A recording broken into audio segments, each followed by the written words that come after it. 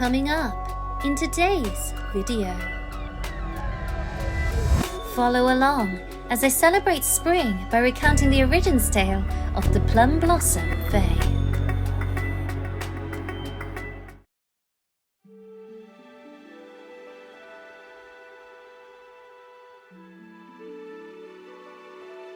We have entered into the solar term of awakening insects. The gentle hum of buzzing insects and the sweet scent of blooming flowers fill the air, signaling the Earth's rejuvenation.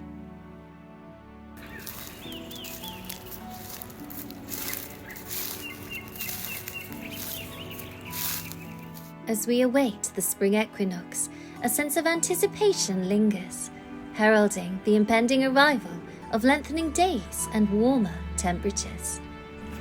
The blooming plum blossoms near my home serve as a beautiful reminder of this transformation, as they fill the air with a sweet scent that swirls gently around you, infusing the surroundings with the subtle yet powerful essence of rebirth and the promise of a new beginning.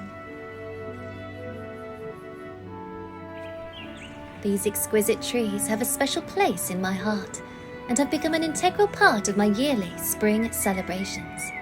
As I observe their delicate beauty, I am reminded of the enduring legend of Princess Shouyang and the enchanting Plum Blossom Fae. It is in their honor and the spirit of spring that I embark on a little corn-husk doll craft, a tradition that intertwines the natural world with timeless tales. I invite you to join me as I unravel the captivating story of these mystical beings and allow their magic to inspire our creative journey.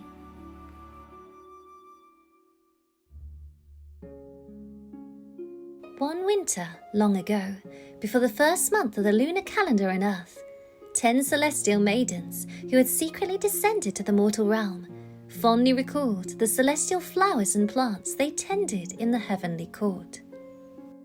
Each transformed into their favorite flower, remaining motionless.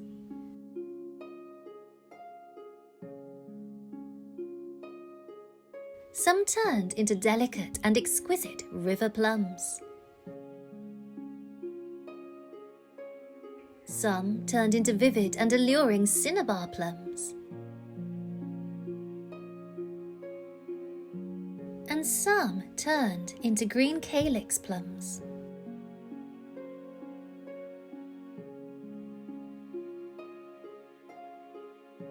When the earthly flowers saw the celestial maidens transform into gorgeous blossoms, they praised their astonishing beauty. They did not dare to vie with them and silently withered away, quietly blooming in other seasons. Even the wind and snow dared not disturb the tranquility of the celestial maidens, and so were especially gentle when passing by them. The heavenly soldiers searched for the celestial maidens in the sky, but never found them. Instead, they saw splashes of colour dotting the snow-covered silvery earth, with strikingly beautiful flowers blossoming on a few trees that trembled ever so slightly in the chilly breeze. The heavenly soldiers had no choice but to ask Queen Mother of the West to personally search for the traces of the celestial maidens. When Queen Mother of the West looked down from the heavens, she did not find the celestial maidens, but saw extraordinarily colourful flowers blooming on the Earth's surface. She hadn't expected such lovely flowers in the mortal realm and couldn't help but exclaim, "Under such severe cold, there can be no flower in the world that matches their beauty." As a result, Queen Mother of the West had to give up searching for the celestial maidens. However, she instructed the heavenly soldiers and generals to constantly keep watch over the mortal realm and not miss any trace of the celestial maidens. After Queen Mother of the West departed, the heavenly soldiers and generals did not slack off and used their thousands of eyes to continuously search the mortal realm. Upon hearing Queen Mother of the West's command, the celestial maidens secretly discussed among themselves. Since they would be punished upon returning to the heavenly court, why not stay in the mortal realm and continue as flowers? However, the people in the mortal world didn't recognize the exotic flowers from the heavenly court. What should they be called? At this moment, the youngest celestial maiden came up with an idea. She said, "Queen Mother of the West praised us, saying that no flower can match our beauty. In that case, let's call ourselves Plum Blossoms." The celestial maidens all clapped and cheered, then quickly transformed back into flowers and continued to bloom. People deeply admired these fragrant, gentle, and resilient flowers that could face wind and snow alone. Meanwhile, the celestial maidens gradually found that their ability to transform back into high celestial beings weakened, and they slowly became plum blossom tree spirits. The celestial maidens didn't mind at all, though, for they enjoyed life in the mortal realm. The warm sunlight and diligent people in the mortal realm made life there more genuine and joyous compared to the golden dragons, phoenixes, and clouds in the heavenly court. They not only bloomed as plum blossoms, but also bore fruit from the plum trees they had transformed into, allowing people to taste the sweet and sour fruit. However, the youngest celestial maiden, after spending a long time in the mortal realm, began to yearn for life in the heavens again and wanted to sneak back to the heavenly palace to see her family. Yet she worried that her sisters would disapprove, so she wanted to find a substitute to take her place. One afternoon during the 7th day of the first lunar month in a certain year of the Southern Dynasty period, Princess Shouyang, the daughter of Emperor Wu of the Song Dynasty, was playing with the palace maids in the palace courtyard. After playing for a while, Princess Shouyang felt a little tired and lay down to rest under the eaves of Hanjiang Hall, unintentionally falling asleep. Princess Shouyang was extremely clever and spirited, lively and adorable. Not only was she the emperor's daughter, but she also possessed a particularly noble temperament. She often spoke up for those who suffered hardships and was very beloved by the people.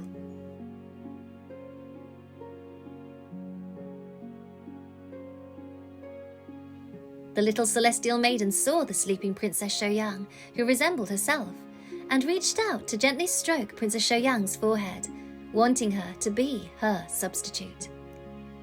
Little Princess Shouyang slept soundly and didn't notice anyone touching her. Taking advantage of a light breeze, the little celestial maiden blew a few plum blossoms onto Princess Shouyang's forehead. Due to her vigorous play with the palace maids, Princess Shouyang's forehead was covered in droplets of sweat. The purple-red plum blossoms fell onto her forehead and was stained by the sweat, leaving a faint floral mark that complemented Princess Shouyang's enchanting and tender face. Not long after receiving a sacred touch from the Plum Blossom Fairy, Princess Shouyang gradually faded away. One day during deep sleep, she never woke up again. However, people noticed that the plum blossom on her forehead became even more vibrant, and her posture resembled a 1,000-year-old plum tree lying horizontally. People then said that Princess Shouyang had transformed into a plum blossom tree. Later, people would say that the plum blossom was like a noble and charming princess. So that is the story of Princess Shouyang and the Plum Blossom Fae, and also the completion of my Princess Shouyang Corners doll. However, before I enjoy some time with her, I'd like to make a quick note about the naming of the flowers. If you remember back to the story, the youngest celestial maiden said, "Queen Mother of the West praised us, saying that no flower can match our beauty. In that case, let's call ourselves Plum Blossoms." In the Chinese language, the characters Mei Hua, meaning plum blossoms, and Mei Hua, meaning no flowers, are homophones, meaning they have the same pronunciation. The difference in meaning comes from the characters used in writing, rather than any tonal variation in their pronunciation. This decision to call themselves Mei Hua because of its resemblance to Mei Hua adds a playful and clever aspect to the story. It not only demonstrates a creative use of wordplay, but also provides a whimsical and memorable explanation for how the plum blossoms got their name. It's worth noting that this type of clever wordplay doesn't translate well into English, as the homophonic nature of the words and their meanings do not have direct equivalents in this language. However, I wanted to explain that, as I feel that understanding the linguistic and cultural nuances behind the naming of plum blossoms allows for a deeper and more meaningful connection both with the story and also with the flowers themselves. This insight can enrich our appreciation of the symbolism and historical significance of plum blossoms, which is helpful when working with them, especially in relation to Princess Shouyang or the Plum Blossom Fae. It allows us to engage with these symbols in a way that respects and honours their cultural and mythological importance, which in turn enriches our interaction with them.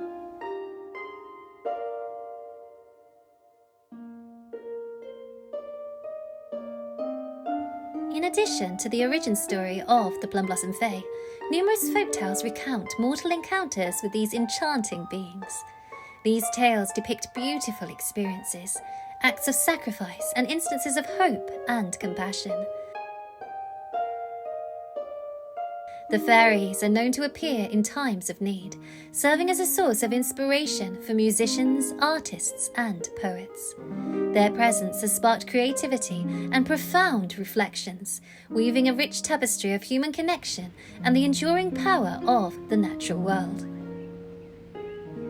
This origin story is all I have time for today, but I hope this introduction to the fairies has been an interesting one, and that it has sparked a curiosity to explore more about the captivating world of the Plum Blossom Fae. Their tales of inspiration, compassion, and resilience are just the beginning of a rich and enchanting folklore that continues to inspire and captivate people across generations. Keep an open heart and a curious mind, for there are many more magical encounters awaiting those who seek to uncover the secrets of these mystical beings.